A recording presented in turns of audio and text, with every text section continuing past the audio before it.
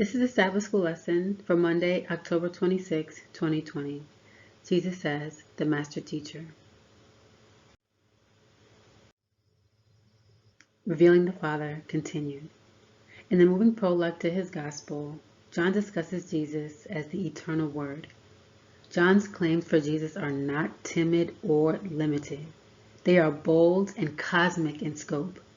Jesus was in existence before the world came into being, from eternity actually. In fact, Jesus is the agent of creation. He is the light of all people. And as the Word who came into the world, he enlightens everyone. John chapter 1, verses 1 through 5. In the beginning was the Word, and the Word was with God, and the Word was God.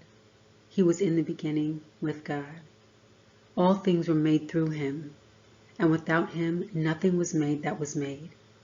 In him was life, and the life was the light of men. And the light shines in the darkness, and the darkness did not comprehend it. John chapter 1, verses 6 through 11. There was a man sent from God, whose name was John. This man came for a witness, to bear witness of the light, that all through him might believe. He was not that light, but was sent to bear witness of that light. That was the true light, which gives light to every man coming into the world.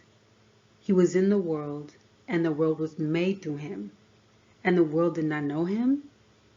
He came to his own, and his own did not receive him. John chapter 1, verses 12 through 13.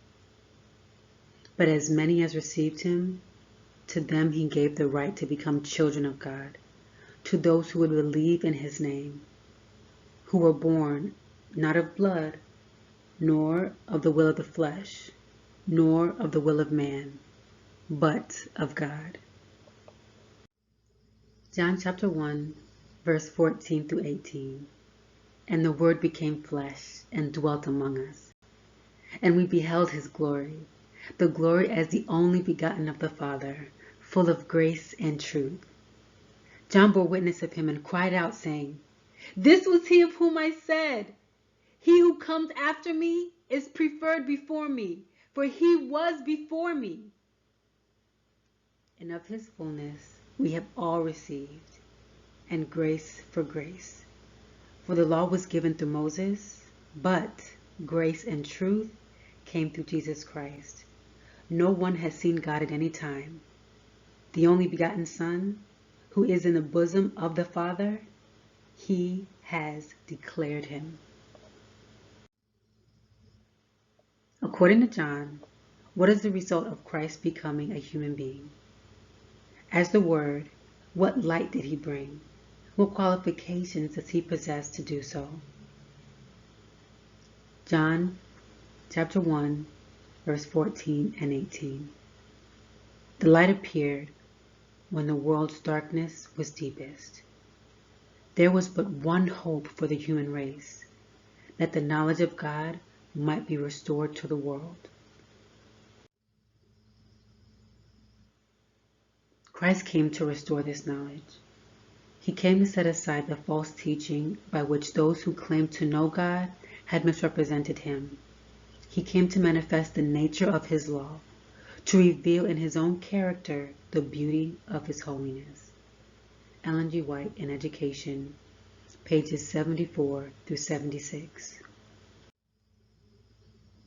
And on page 82, it states that everything Jesus did in his life on earth had a single purpose: the revelation of God for the uplifting of humanity. Jesus himself says, Whoever has seen me has seen the Father. John 14:9. What was the setting of Jesus' statement, and why did he make it? John 14:1-14. Jesus said to him, Have I been with you so long, and yet you have not known me, Philip? He who has seen me has seen the Father. So how can you say, Show us the Father? Let not your heart be troubled. You believe in God, believe also in me. In my Father's house are many mansions. If it were not so, I would have told you. I go to prepare a place for you. And if I go and prepare a place for you, I will come again and receive you to myself, that where I am, there you may be also. And where I go, you know, and the way you know. John chapter 14, verses 5 through 7. Thomas said to him, Lord, we do not know where you are going. How can we know the way? Jesus said to him, I am the way, the truth, and the life. No one comes to the Father except through me. If you had known me, you would have known my Father also. And from now on, you know him and have seen him.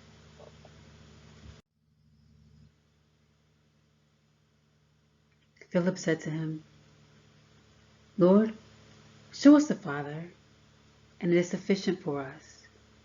Jesus said to him, Have I been with you so long, and yet you have not known me?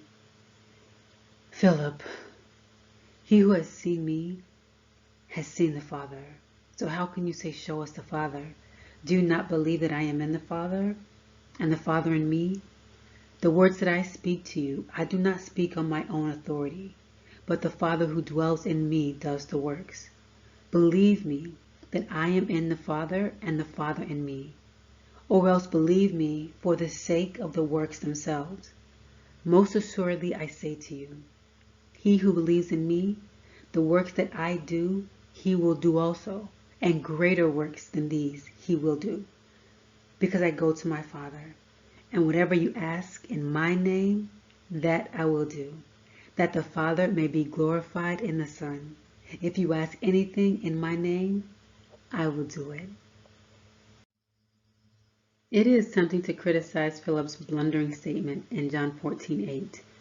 After years of close fellowship with Jesus, he still misses the essential point of the incarnation, that Jesus has come to show the Father's character. Perhaps teachers today can take some comfort in the fact that one of the master's teacher's pupils performed so badly. Philip's statement is probably recorded, though, not to give us reason to criticize him, but to give us opportunity to examine ourselves. How long have we walked with Jesus? And have we understood Jesus any better than Philip had?